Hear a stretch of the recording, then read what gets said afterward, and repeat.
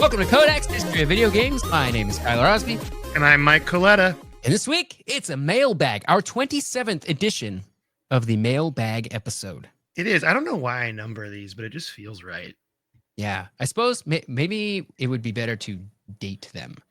That's probably better. Take them out to a nice dinner. Mm-hmm. And call them back. And call them back. Yes, do both. Dorothy Mantooth is great. Today, we got some emails and we got some Discord posts. I'm excited to get into it. Are you excited, Tyler? I am excited. Okay. Do you want me to read the first one? Yeah. Okay. So we actually got 3 emails from Brian here. Okay. So this is the first one. And I actually did date these, so I could say the date. So this was from January. Okay. So it says, "What's up, dudes? It's ya boy, Big Brian McBreezy, back again with an update about getting into decades-old gaming franchises he missed the boat on. Brian is fine for the sake of time. Calling me ya boy, Big Brian McBreezy will take a lot of time. Well, too bad, Brian. Too bad, big boy. Ya boy, full Big legal Brian names. McBreezy. Full legal names on this podcast. Or I do the history thing and I call you McBreezy, like it's your last name. Last time I left you, I was playing Metroid, and I still am. It's amazing. Now my 8-year-old, who has my Xbox here, but a PlayStation at his mom's, is wanting to play Halo, so I gave it a shot. Well, boys, I get it. I freaking get Halo now. First, I'm a Marine infantry veteran, and I'd have been born in 2534 instead of 1988. And if I'd been born in 2534 instead of 1988, I might have ended up dropping Covenant in New Mombasa instead of searching bongo trucks in Iraq, hoping that one doesn't blow up in my face. Second, What's better there? I don't know what's better either. Second, a lot of FPS, especially military ones, often make you feel like a super soldier and your team feels useless. The problem with this is in the games like Call of Duty, we are supposed to be the rank and file. Halo lets you play the super soldier. And the best part is the Marines act like Marines. They're cocky, gung-ho, always talking trash, and brave, but the reckless, stupid brave of, quote, "I'm going to rush this elite with my pistol and he's going to regret it," end quote. It's also an actually noticeable difference fighting with Marines in Halo as opposed to fighting alone. While playing Reach, I genuinely felt relief when I'd arrive at the new objective and the Marines were there. There's a specific moment in Halo 2 where Sergeant Major Johnson has a short soliloquy about the prophet of regret, and the Marines in his warthog all yell, "Ooh, rah." That just nails how Marines talk in the field. That's really cool to know. That's the Dear Earth, we regret being aliens. We regret. It's pretty funny. It's a good one. Oh, yeah, it's a good one. Anyways, sorry for the long-ish email. I just thought I'd share that Bungie did Marines better in Halo than Activision has in like 182 Call of Duty games. Okay, later, dudes, Brian. P.S. My son ended up recovering from his chemo issues. We still have a few more weeks of treatment, but his hair is growing back nicely. That's great to hear. Great. Thank you for the update, Brian. So that's the first email from Brian. Now, the second email from Brian. That was on 114. This is on 122. Do you want to read this one? Yeah. Okay. So the subject is military gaming memories. Sup, dudes? It's Brian again. I think what he means is your boy, Big Brian McBreezy. That's true. He didn't use the full name. That's right. Full legal the names guy only. with the Metroid and Halo franchise and Sick Kid, he's doing good now, though. So blessings. To share some cool stuff from 2009. When I went on my second deployment in the Marines, instead of flying directly to a combat theater, we went on a ship to be a force in readiness in case any bad actors wanted to act a fool and catch the smoke. Thankfully, Marines make an excellent deterrent, but that left us with a lot of spare time. See, life on a ship is busy if you're in the Navy. If you're a Marine, especially an infantry Marine, when there aren't any baddies to shoot at, you end up with a lot of free time. My friends and I prepared for this by stocking up on some Nintendo DS and a ton of games. We were all swapping and playing together for hours. Pokemon Diamond and Pearl, Final Fantasy Crystal Chronicles, Animal Crossing Wild World, a lot. That was the first time I played The World Ends With You, great game, and both the DS remakes of Final Fantasy 3 and 4, also great games. Probably the coolest thing about all of it, though, is I brought my Wii with 4 nunchucks, remotes, wheels, affectionately referred to by myself and the other Marines as wheels. Get it? Because it's like Wii. I got it. Yeah. That's good. with Mario Kart Wii and Smash Brawl. At one point, we managed in our limited space to set up a Guitar Hero World Tour with full band and played that religiously. That's awesome. Ships have their own CCTV, and often the mess deck, the cafeteria, would be open after all the chow was served, and we would set up the Wii in there and run tournaments with the sailors and other Marines on the ship. Although my friends and I didn't get to unalive any bad guys on our deployment, it still feels good remembering being out at sea for 60 days at a time, 20 years old with my best buddies, not doing Marine stuff, but doing Marine stuff. I've played online and hopped on the sticks with some friends since then, and I'll play Smash with the wife and kids. But that specific time being at sea, playing Nintendo with the only people who really understand the misery that comes with military service, that built a love for Nintendo and the Wii that I don't think anything will ever truly be topped, except by my wife and kids, obviously. That's a great email. That was nice, Brian. Okay, we're going to take a break from Brian, all right, because we're going chronologically down. That's right. So we got another email here. This is from Ethan, and the subject line is in parentheses, insert obligatory spider butts joke here. Hey, Mike and Tyler, I've been getting back into your podcast lately after listening obsessively for a couple of years and then falling off a bit because of time management and life stuff. Still love you guys. That's obviously understandable, by the way. This is Mike talking, not the email. That makes so much sense. So the other day, I was looking at some of the new trailers and stuff for Doom: The Dark Ages, and if I'm being honest, the music doesn't really feel the same. Justice for Mick Gordon. I was thinking how cool it would be if there was a Doom game with music made by a real metal band. Specifically, I would piss my pants with joy if it was Meshuggah. I think that's how you pronounce it. Does that sound right? I don't know. I'm not a metalhead. I'm not a metalhead either, so I'm hoping I pronounced that right. It's Meshuggah. So, my gosh, I've never felt like more of a square in my entire life than spelling out a metal band. So, my question to you: what are some pairings of games and artists/bands to make a soundtrack that you think would work well? Spider Butts, Ethan. To do a full soundtrack, because like artists have had songs in games. I mean, you got your Jonathan Colton doing the classic "Still Alive" Portal. You got your Breaking Benjamin Halo 2. Oh yeah, is that song in the game? Or was it just like a trailer song? I think it was in the game. I'm pretty sure it was. Okay. I'm trying to think of like, so what comes to mind with me, and I'm not a big, like, I don't know a ton about this, is like EDM, because that just kind of makes sense, right? Because some EDM stuff already feels like video game music already, right? So that would make sense for a video game to me. I think about like, so in Tunic, you play Tunic? A little bit, yeah. Yeah, in Tunic, the music is like this kind of mysterious-y, like vaporwavy kind of style in the background, and I definitely think an EDM band could do that for the game, like nail the tone of it. But I also do you think there would be value in being like, we found this band and they did the whole soundtrack, and that's like a selling point of the game, or would? I feel like if you're going to do that, the soundtrack needs to really stand out and not just be background, right? I think so. I think you're right. I think it would be funny if they did it now with like, Quake 6 soundtrack by Nine Inch Nails, Sabrina Carpenter. I think that'd be way BTS. Better. Yeah. Doing nice. Doom: The Dark Ages 2. But yeah, I do think I kind of miss the age with games having like soundtracks with like multiple artists on them. Like, for example, I think about Need for Speed. It would have like Lil Jon and like all those. Oh yeah, all those EA games just had like whatever was popular at the time. Yeah, FIFA would do that too. Does FIFA still do that? Where they have I'm sure like they do, yeah. So I liked that. But as far as a whole franchise, I could see like Trent Reznor doing like a horror game, like an Alien style. The problem is it Quake. He did Quake. I mean, the problem is you could think about like tonally with video games what artist matches the best, and that's the hard part, because I don't really know. We all know Trent Reznor does like Quake and stuff well because he can do like that kind of style. But like, what is like other artists? That's a hard question. It's a hard question.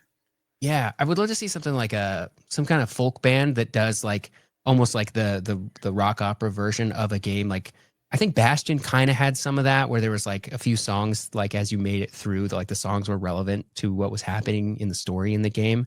And I think that would be kind of cool. Almost like if a band made like a concept album that told a story itself, and then the game is almost like just accompanying the album. That could be kind of cool. Like there could be a game in like, I'm thinking of something like the Hazards of Love by the Decemberists. Like there might be a game in there that might be kind of cool to do. Because that's a whole concept album that is really good, and I highly recommend you listen to it. Nice. Yeah, I'm trying to think of like narrative games, maybe with soundtracks that are, for example, there's that game that just came out. It's like a RPG where you're driving like on a road trip. It's a road trip RPG. Oh yeah, it's like a mixtape or Mm-hmm. something like that. Yeah, I remember seeing the trailer for that. That would be a good one to have a specific band on from the 2000s. Like, yeah, like to do the soundtrack of whole like, soundtrack, because some of those things, it's like the value is in having like lots of different things from that time period. And so yeah, I see, wouldn't say that's like, true. oh, Oasis did the soundtrack to that game just because. The whole Uh, soundtrack is the hard part. You're right. It's not that. It's the whole soundtrack is the hard part. I keep wanting to go back to the other thing where it's multiple artists. This is a tough question. yeah, they're like they make the because like Meshuggah making the metal soundtrack to a Doom game, like that would be cool, and that would be a selling point for that game too. If it's like Doom, the Dark Ages soundtrack by right, that's Mhm. cool. And if you're a fan of that band, that might make you go, oh, I know what this game's about, right? I think they could do it with live service games. If they say, "Hey, this season of Destiny, all of the music is made by this Ooh, band that's kind or of cool. this EDM artist." I'm thinking like Odessa because they're a Seattle band too. Yeah, it's kind of That cool. would be kind of neat, right? Yeah. And I just listened to Odessa last night, which is why, and I just heard about them for the first time last night, which is why I'm bringing this up. I'm not a huge Odessa fan. I want to be, just looking into my camera, making sure everyone knows I'm not lying You're on the to you. journey. I'm on the journey. I'm on the journey to get there. But I think EDM would be better for that, easier for that. Yeah. Because also it's already instrumental. So Yeah. there you have. That's my answer. Did you have an answer, Tyler? You had one before. I want to see like a folk band do a whole storyline where the story is told through the songs and then the game accompanies that. Nice. I want the Hazards of Love, the game. That's Yeah. what I want. I want it to be shameless promotion of a artist that's really big right now. So like Resident Evil 8, soundtrack by Chapel Roan. Completely. They're just trying so hard to sponsor it. It's like when Nicki so Minaj is obvious. in Call of Duty. Yeah, exactly. It's just pushing it way too hard. That's the best thing. Okay. Fun. Good question. No, that's a great question, Ethan. Okay. So now we have our third and final email from Brian. Excuse me, Young Breezy. Ya boy, Big Brian McBreezy. That's right. Well, he changes his name. Oh, now it's Young Breezy. Yeah. So Okay. this is from February 20th. So this is a very recent email. So do you want to read this one? Sure. Yeah. Sup, dudes? It's your boy, Young Breezy, back at it again. I change my name every time, but I'm the one with the Metroid and the kid with cancer. He's doing great. He's going to be a blue angel for his Make-A-Wish. That's really cool. That is. But that's not the purpose of the email, which is clearly denoted in the tagline. I don't know what the tagline is. You guys spent some time talking about obscure games. So I thought I'd chime in with my two on the N64 Nintendo Wii. Mystical Ninja starring Goemon on the N64 and Mad World on the Wii. For Mystical Ninja, the game takes place in an anachronistic feudal Japan that gets taken over by a theater troupe, and you take 3 interchangeable palos with Goemon to stop them and free Japan. It features platforming, hack and slash elements, as well as some exploration. The card is around $100 now if you can find it in the wild. And while I'd love to play it again, I'll just continue hoping it comes to Nintendo Switch Online. The game didn't do well in the US because, from what I understand, Goemon is kind of a Japanese thing, and I don't think the culture was there yet. It'd be like if an American studio made a game about Johnny Appleseed or Paul Bunyan, then released it in Japan. Okay. I remember the game being amazing, but maybe it just seemed that way to me because I was a weeb. The other is Mad World. It was released on the Wii, but it was rated M for mature. It had this amazing black and white cel-shaded art style, but the blood was normal red. Even on the Wii, these visuals looked freaking awesome. The main character, Jack, had a chainsaw for a hand, like Ash from Evil Dead, and Jack is basically the coolest name on the planet. I don't remember much, but you basically go through different stages in these arenas where you have to score points by killing bad guys in creative ways in order to reach the top and kill whoever is there or something. I don't know. I want to say Jack was voiced by Ron Perlman or something. Have you guys played these games? Really dig your pod. I'm looking forward to hearing your answers to these questions when I get caught up in 4 months. Arachnid Anuses, Brian. I've heard of Mad World. I have as well. The voice of Jack is Steve Blum, who also does a lot of other video game things. He's in lots of stuff. He's one of those voice actors that you look him up and you're just like, wow, this guy's in every game. There you go. Nice. So yeah. Well, I've never played the Goemon one for N64, but that means I have to collect it. So now it's going to cost me over $100. So here comes another one. I've kind of slowed down on the N64 collecting though, because it's just so pricey. Yeah, but there's not very many games. There's not very many games, but I think I have almost 100 of them now. And I'm looking at them all right now. They're just sitting there in a stack, just a big old stack. I So wonder which console's full set is the most expensive. Did something like the PS1 or PS2 get it just by sheer volume? or Or do they are get it for rarity? That's a good point. yeah, I there's feel like like one PS1 game and on the Sega 32X that's costs $10 million, so it has the most. I don't know. can I speculate with you Yeah, right now? yeah. I think it was definitely going to be a Nintendo console because Mhm. Nintendo allegedly under manufactured stuff, right? Mm. Mhm. So that means there would be rare versions of it. So it is just like a quantity thing. And Mm. that's why it would cost more. So I think it's going to be a Nintendo console. So maybe what Nintendo console has the biggest game library? Is it Super Must be the Nintendo? Wii. NES? I think it's the Wii? Wii. There's a lot of shovelware on the Wii. Okay, yeah. Then in that case, it might be that. I don't know though, because the Wii have rare games though. Yeah, it had some games that are like worth money, I think. Okay, well then in that case, yeah. Well, I want to. Maybe someone out there will do the research. This is the thing we could Google and figure out, but we're not going to do this on the podcast right now. We're not gonna do this in real time. No, not in But real it time. is an interesting question. I've never heard of. Oh, actually, no, I've never heard of Going On, but I have heard of Mad World because I think I remember seeing a trailer for Mad World at some point, and I remember the black and white with the red blood, like that cell shaded kind of look. Yeah, the like Sin City kind of thing. I remember that was Yeah, that's a good pull for like the time period of when this game came out and how that was like a popular thing at the time. People yeah. love black and white movies for like a brief second there. Black and white movies with like hints of red. Yeah, That's what people remember really like. what was the name of the one The that was Spirit. the Spirit? The Spirit. Yeah, that's it. Yep. Gosh, That's one of those movies. deep pull, Tyler. I know. Well, I watched it because I always remember that one because I remember going to see it, being excited for it, going to see it, enjoying it for the most part. Like it didn't blow my mind. It wasn't the greatest movie I'd ever seen, but I was like, that was pretty good. And then going online to see what other people thought about it, and people thought it was just the worst piece of trash that they'd ever seen. And I was like, oh, I mean, wasn't the best movie in the world, but like, I don't know, I liked it.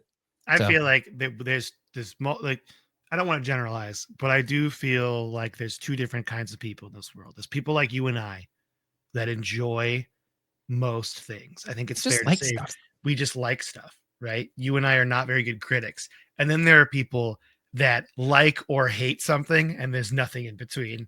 And that's Yeah. what you need. I think maybe to be a good critic, you need that kind of thing. But I have a hard time too because I watch movies. I'm like, that was fine. Thought it was all right. I enjoyed Yeah. myself. I But don't know. I guess maybe it's like I don't care enough to get angry at stuff. yeah, that's a good way to put it. I'm the same way with games too. Like I don't get like I had a friend tell me because I started playing Avowed this week, and there's been people like trashing it online. But in my eyes, he's like, "Well, I heard it's just like Skyrim, like another Skyrim." I'm like, "Why is that a bad thing, though?" Like I loved Skyrim, Skyrim's fun. so now you give me another game that's like Skyrim and it's polished. I'm gonna play that game. That sounds fun to me. Yeah, Yeah. it's not breaking any ground, but it's still fun, and I'm enjoying myself. So there's no harm in that. But there's people online that are like, "That's the worst thing in the world." Yeah. It's like I don't know. I like if I get to the point where I don't enjoy something enough that I want to stop playing it, like it stops occupying my thoughts. Yeah, You know what I exactly. mean? Like I don't play it long enough to get angry at it or like have I don't know, maybe I should have stronger opinions about things, but I'm just like, I don't know. Like it's like the people that are like, you know what? I played Skyrim for 6,000 hours and I can tell you that's a trash video game. Oh my I'm gosh, like, I what? love that. You I could have love stopped. whoever made the choice on Steam to show the hours played with reviews. Chef's kiss. Great job. Because that's the funniest thing when you see someone be like 30 hours on record. Worst game ever. Yeah, I'm like, I don't put 30 hours into games I love. No, I don't I'm think not I've going to put put 30 30. hours into a game that's bad. I play a game for Ugh, 2 hours that's bad. That's it. that's so I funny. move on. There's plenty of good games to play. I don't need to get mad at bad games. Yeah, that's it's the best. It's just I love that so much. I love reading reviews like that. Just 0 out of 10, worst game I ever played. 1,000 hours on record. All right. That's funny.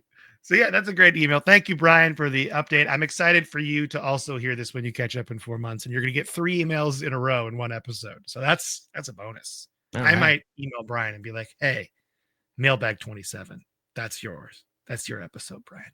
All right, I'm going to read the last email before we go to the Discord here. So the subject line is "To whom the spider butts toll." It's a great subject line. This is from, "Hey guys, Ryan from New Hampshire here. I've been listening to your podcast since 2018, almost from the very first episode. Wow. But I've never emailed because I have terrible email anxiety and never know what to say. ChatGPT is my friend." That is good. That's a good idea. That's a good use for ChatGPT as well. "But I've always wanted to say thanks for making my drives to work way more enjoyable. I'm 35 with 2 young kids, so mornings can be chaotic, and your podcast is not only a solace for me during those rides, but a nice hit of nostalgia for my younger years. I still remember my first game back when I was a high strung 5-year-old with ADHD. My mom, probably desperately for a break at a family party, plopped me in front of an old wooden CRT with an NES and a small, relatively unknown game, Super Mario Brothers / Duck Hunt. Not that you would know this game, of course. I'm gonna Google My that one real quick. Yeah, you I'm got to sure. Google that small indie game. My life was never the same after that. Also, the wood grain CRTs, like I miss I that. had one of those. That's so cool to me. Anyway, the other reason I finally decided to email is to throw some episode ideas your way. I grew up in a pretty rough home, long story, and video games were always my escape. 2 series that share a special place in my heart are Pikmin and Fable. Honestly, for Fable specifically, a whole episode on how insane it must have been to work at Lionhead Studios back during the development of those would be worth it for sure. Sorry for the long-winded email. Hope the weather's decent across the country. Creepy crawly cabooses. Ryan from New Hampshire. That's a good Fable, and Pikmin are both good things we haven't covered, I think. Yeah, I've never really been able to get into Pikmin. I tried getting into the third one on Wii U. They had like given there's something happened. They had given it away as like an apology for something, and so I like played it for a little while, and I was like, I didn't really get it. Like I had some fun with it, but I don't know. I did. It didn't click with me. I guess I should try again. Yeah, I never got into Pikmin. I watched my friend play it on GameCube though. Like when we were kids, I just watched him play it. Seems cool. Yeah. Fable, I love. Fable 1 and 2, played those all the way through, loved them. Fable 3, never touched it. Hmm. Also, the just Peter Molyneux as a character is something I would love to talk about on this podcast. This is the story of a man who went from like a guy that was considered a genius in the industry to like one of the biggest like over promisers ever. And I think that's something that's fair to say. Like the history of Peter Molyneux involves over promising and under delivering at a certain point.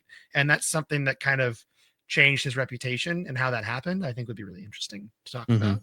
I don't know. Does he have like a book he wrote or anything like that? He might. It's a good Maybe. question. That seems like Seems like something Google he would that. do. I would read his book. That's what I'm trying to say. I also don't think he's like a bad guy in any sense either. I'm just saying that it's like an interesting dynamic, as he was started at this guy. He's like, "Oh, you're like the guy from Making Black and White. That was crazy," right? To then slowly morphing into this overpromiser. Yeah. So anyway, I just think that's a cool idea. He did Fable, right? Lionhead was Yeah. him. Yeah. Lionhead. Yeah. Yeah. And Black and White. And I want to say no. I was going to Dungeon say Keeper. Dungeon Keeper. I was going to say Mhm. Impossible Creatures, but I don't think that was him. Oh man, we got a lot. I actually played some Dungeon Keeper games, so I thought I was going to do an episode on it recently, but I think Fable would be more popular among our listeners. But if I'm wrong, send us an email. codexhistorypodcast@gmail.com. Yeah. Populous. That was the other one. That was like the big one that he Populous. did. That was the first one he did, right? That was before Black and White. Yeah. Yeah. And known for Theme Park also. Ooh, that's a good So one. yeah, Populous, Theme Park, Dungeon Keeper, Black and White. Those were all pretty good. I feel like Black and White had a little bit of the like overpromise, underdeliver, but yeah, and then Fable. Fable. I think it was Black and White was considered good. Then Black and White 2 is where the overpromise underdeliver started showing itself. Oh yeah, maybe. And then he did another game that ended up being like kind of, and I'm gonna say a rough term here, but I think we all know, I'm using it just because I know other people will align with what I'm saying. Mobile garbage is what I'll describe it as. Yeah, I know what you mean when you say that. You mean when I say like a mobile garbage game where it tries to sell you a bunch of stuff, and what's upsetting I think is people kickstarted it, and then it turned into this thing that was like on mobile, and it's an interesting story. I watched a YouTube essay on it a while back. What's it called? The Is it essay. the new Dungeon Keeper or something? It was called. It was. I believe it was like supposed to be his next like everything God game. It was supposed to be like a black and white sequel. Oh, you know what? I think it was No Clip. No Clip talked about it. Oh, okay. Yeah. No Clip talks about this. I'm pretty sure. That's a small video essay company. No Clip. I love No Clip, by the way. Gosh, I would love to have that guy on our podcast. Oh That'd be yeah. so fun. I saw him at PAX, and it was just his talk was so entertaining. It was right when they were about to come out with the Burger King games episode, so it was just really fun to hear him talk about Burger King games. So everyone, go watch No Clip if you haven't. They're great documentaries, and they do what we do, just better. Okay. Do you want to get into these Discord ones? Yeah. So the first one here is from the Rob at 007. Hey, yo. So I'm almost done with a playthrough of Bloodstained Ritual of the Night and had a question. Seeing as Bloodstained was a game that got funded on Kickstarter, what are your favorite games that originated from Kickstarter? Also, were there any games that you were anticipating but didn't get funded? P.S. I'm finally caught up on the episodes and I'm itching for more. Thanks again for the great content. Okay, this is a really good question because I Yeah. believe a game I've sunk so many hours into Yeah, check my Kickstarter backings because I feel like that I there's some. never actually beat wasn't Darkest Dungeon kickstarted? I do not know. I believe Darkest Dungeon was kickstarted because I definitely was one of the people that I didn't back it, but I got really into Darkest Dungeon. I've never beaten Darkest Dungeon, and my friend and I talk about this at length. I have a theory where if you are trying to beat Darkest Dungeon, you are fighting an uphill battle and you're going to make yourself upset. And it's not because the game's bad, it's because the game is so punishing. Like you lose your whole squad, if you fail a dungeon run. And Oh, yeah. it just hurts your soul. And then you stop playing. And I was an idiot. And in my main save game, I turned on all the DLC, even though the game warned me and said, "Are you sure you want to do this? It's going to increase the difficulty." I was like, "Yeah, I got this." And then I just ruined my whole save. So Darkest Dungeon's going to be mine. I'm pretty sure that was It was kickstarted. Let me just Google that. Is Darkest Dungeon kickstarted? I'm pretty sure it is. Is Darkest or was Yeah, Darkest? I'm looking at my Kickstarter, things I've backed on Kickstarter. I backed a game called Zombies Run, which was like a running game for iPhone. It still exists. Like they still make content for it. You run with it and then you like get items while you're running and it tells a whole story and you can like build up your base and stuff. I haven't really played it in many years, but it was a neat idea and I had some fun with it for a little while. Yep. So the original Darkest Dungeon was kickstarted, the original game. Okay. And it was 9,639 backers pledged $313,337. So that's probably the one that I played the most that was kickstarted was Darkest Dungeon. Even though I didn't kickstart it, I played it after the fact. It's a great game. Yeah. I backed also the first ukulele game, which was supposed to be like a Banjo-Kazooie spiritual successor that was okay at best. Their second game, Ukulele and the Impossible Lair, which was more of a Donkey Kong Country like spiritual successor, that one was really fun. I enjoyed my time with that one. Nice. But I don't really like to back games on Kickstarter. Neither. I did as far as like failing, like games that I backed but didn't end up getting funded. I don't know, maybe this counts. Rock Band 4 did I don't think it was a Kickstarter, but it was Indiegogo or something. It was the same kind of deal. Rock Band 4 did a Kickstarter that I think I contributed to, and they got enough to make the game, to make Rock Band 4, but they did not get enough for their stretch goal of creating a PC port of Rock Band 4. And I was really bummed by that. Tragic, man. Yeah. So there's, I guess, in the archives somewhere at Harmonix, there's a version of Rock Band 4 that runs on PC that is like exists probably, but I guess we'll never see it. Yeah, because I do have one game that I didn't kickstart personally, but it failed because this is going to go deep into the archive of Codex. I did mention how there was a game on the Sega Genesis I played that I later found out was called General Chaos. Remember this? It was like the military action strategy game, kind of turn-based, but kind of not. And they tried to kickstart General Chaos 2, Sons of Chaos. It was trying to be kickstarted by the original creator, and it didn't make the cut. Oof. And I felt so bad because this is a guy who thought he had like a cult hit, and in a way he does, but he just didn't have enough support to kickstart it finally, and that just kind of bummed me out because I'm looking here and it just didn't. It was funding unsuccessful. It had a $125,000 goal and it only got $15,835. Oh, that's too bad. That was in 2013, so that it's been over 10 years. But yeah, it's a bummer. It's a bummer when that happens. Mm-hmm. But sometimes the interest just isn't there. And there's Delilah. I don't know if you heard that. She's not into it. She was not happy with it right now. I've been alone for the whole week. My wife's been gone, and so Delilah and I are very close now because she's when I'm the spare, and now that my wife is gone, I'm the one filling in. So the substitute friend. So that's what I am. Yeah, she's been great though. So all right. That was a really good question though. That was a really good question. There's a whole thing about, we could probably do a whole episode on like crowdfunding games. Yeah, and how it's like changed. It has. I mean, that was the thing when I worked in indie marketing. That was a big thing we would do, is we would help with like crowdfunding games, and it was always very stressful for me because it's hard. Mm-hmm. And sometimes you can do all the marketing in the world, and there's just no interest. Yeah. And then I'd have to tell that person that made this game, like, I'm sorry, I emailed this to everyone, but there was just no interest, and I can't magically make something happen. And that's why I left game marketing, because I felt really bad about that. Yeah. And I did try.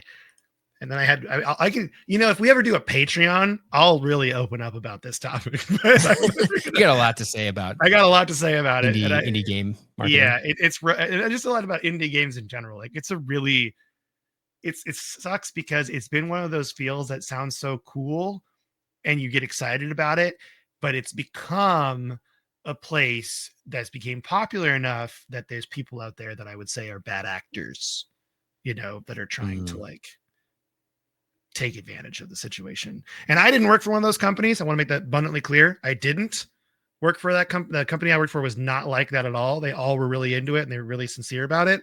But the other companies that I worked with, I would say, like, they had bad experiences to the point where they were like overly cautious. And I get that because you don't want to get scammed, so, and it's a bummer because I love indie games.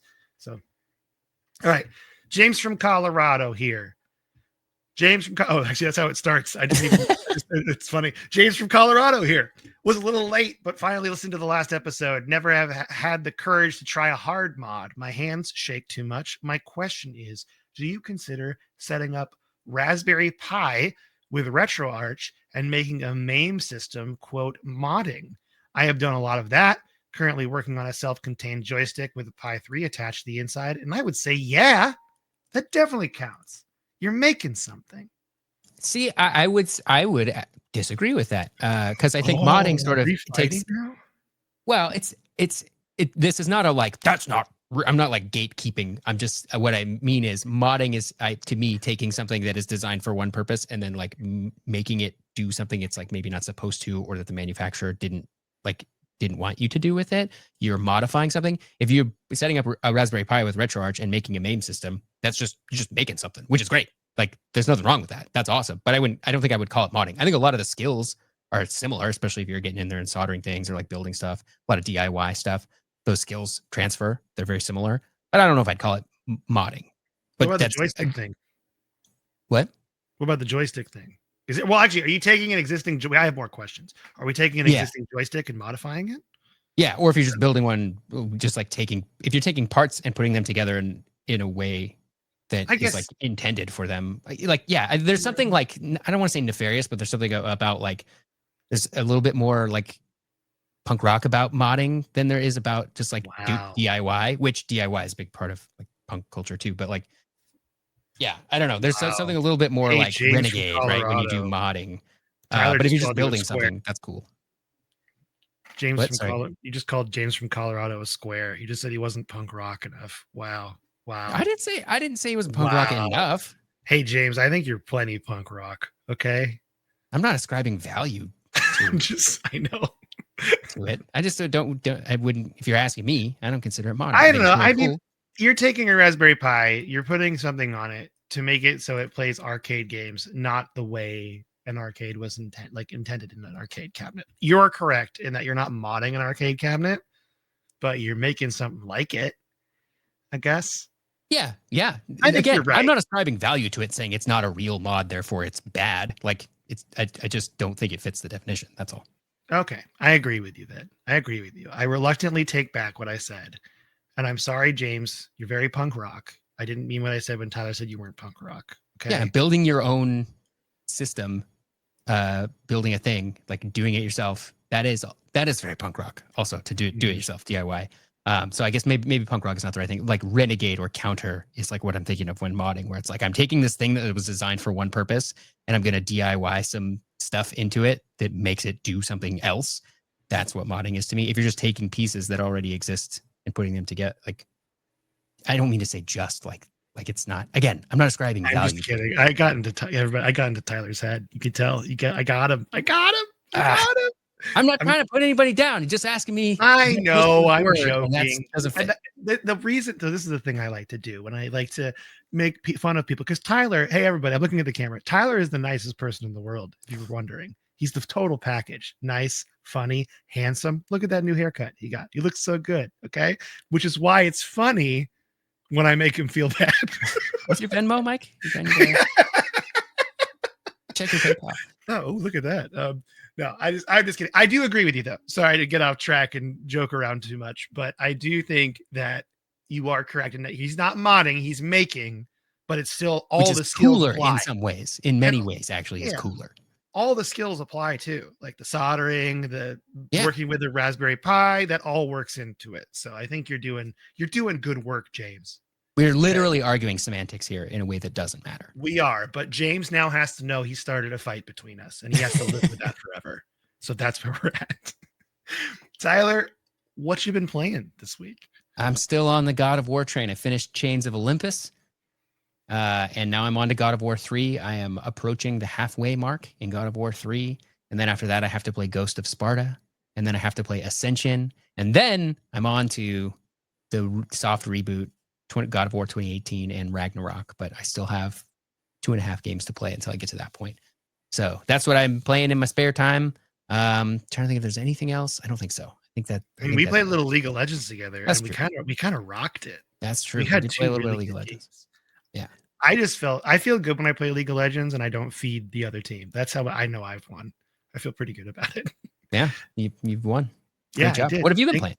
Oh, well, I actually was playing Avowed this week, and I'm really digging it. Like, I'm really liking it. I agree with many of the reviews out there that it's not doing anything new, but I do believe it's doing what it intended to do very well. I've not really ran into any bugs, surprisingly. I'm playing a wizard with a gun because I've always wanted to play that in a video game. And so I have like a grimoire in one hand and a flintlock pistol in the other. And I'm just running around, and my pistol's enchanted with magic, like so it does shock damage too. And I'm just running around, and it's really fun. I've encountered some fights that are really hard, and I use my companions as just tanking all the damage while I hide away somewhere and just rain spells down. I don't play as a wizard that often in a lot of games. Like my Skyrim playthroughs were never really magic focused. They were always, I mean, let's be honest, stealth archer's OP. It always just becomes stealth archer. It always goes to it always and you could sure do stealth archer in Avowed, but I wanted to try to be a wizard with a gun, and I'm pulling that off, and it's really fun. I don't know anything about Pillars of Eternity, so I'm kind of learning as I go along, which is really fun. If you know anything about Pillars of Eternity and you want to talk about it on the podcast, send us an email because I don't know anything about it. Make me wonder if I should play it or not, though. Do you know anything about Pillars of Eternity? No, just that it's sort of supposed to be like a spiritual successor to like Baldur's Gate, Icewind Dale, Neverwinter Nights style RPGs. Yeah, and I think it's so you're in the Living Lands in Avowed, which is like an actual like elemental, very colorful. The world is alive with spirits and stuff like that, right? And so many bears too. There's just the bears everywhere. I don't know why, but they try to justify at the beginning. They're like, "Oh, the bears are bound for the mountains," and I'm like, "Is this just an excuse so like every other enemy can be a bear? Because that's what this game is." Are you justifying that with the story? But it's really fun, and I do like how like because you're the funny part is you're the god spoken or god born godlike. You're a god. The Dragonborn. It's kind. I mean, it is kind of like that. You're kind of like the Dragonborn. You're a godlike, and you're the envoy to the emperor of the Adarian Empire, right? But because of that, there's no crime, so you could just steal whatever you want because you're the emperor's envoy. You just need it. You need that stuff. I need that wheel of cheese for my adventures. Okay. And then there's, I mean, the big thing I know people are upset about is there's no romancing in the game, which I know people are kind of bummed about because I feel like an RPG 2025, people want the romance. Although if you're this sort of all-powerful god figure, there's some power dynamics there that maybe are a little icky. Yeah, that's right. You're right. You're correct in that. And then also, there's also I'm actually spending my gold, which is kind of nice. I'm actually spending money in the shops. Maybe this is me changing how I play games, but I've been really trying in all the games I play. I talked about it in Baldur's Gate Dark Alliance 1. I'm trying to spend gold and buy things. Like I'm buying potions. It's not like where I played Skyrim and I ended the game with like over 100,000 gold. I'm just like trying to actually use the money on stuff. So well, that's a game design issue too. Like if the gold is not worth spending, then that's not your fault. Yeah, the crafting and upgrade stuff also is very simple, which I like because then you don't get bogged down in the details. It is, if you're looking for a complex RPG, Avowed is probably not it. But if you're looking for a fun run around power fantasy, you're a wizard with a gun, then I think you're going to have a good time in Avowed. And I think they pulled it off. And I don't know what the story's like, because I'm not far enough in it, but I'm having a good time so far. So maybe I'll give it a down. It's on Game Pass, right? It's on Game Pass. What are we doing? Just give it a download. I would say if they're like, hey, you should pay $70 for this game, I don't think it's worth $70. But if you can find it on sale or if you have Game Pass, I would definitely play it. I mean, I have a hard time saying that about any game that's worth $70. Yeah, there are very few games that I'm like gonna pay $70 for rather than just wait for it to go on sale. I love Baldur's Gate 3. I don't think it's worth $70. And that's a game that I love. And I just don't think any, I mean, it's hard. It's a lot of money for some people, you know? That feels like you're being exclusionary in games when you charge $70 a little bit. Yeah. You know what I'm saying? So, all right. Well, that's our episode today, right? We did it. Sure did. Great job. Had a fun one. You too. Great job. I had a fun day. It was a good one. I think next week, either God of War or Minecraft, one of those two is happening. God of Minecraft. Mine of War. Minecraft. Mine of War. Is there a God of War mod for Minecraft? Probably. Stravos. That's like Kratos and Steve. Mixed together. All right. That means we need to go. So if you want to help us out, you can go to Discord and join our Discord there. You go to codexpodcast.net. You can send us an email at codexhistorypodcast@gmail.com. You can just tell your friends about our podcast. That would really help us out a lot too. Still blown away that people listen. Thank you for listening to this. And with that, Tyler, would you like to say goodbye to everybody? Just normal style. I'm not going to throw anything new on you today. Goodbye, everybody.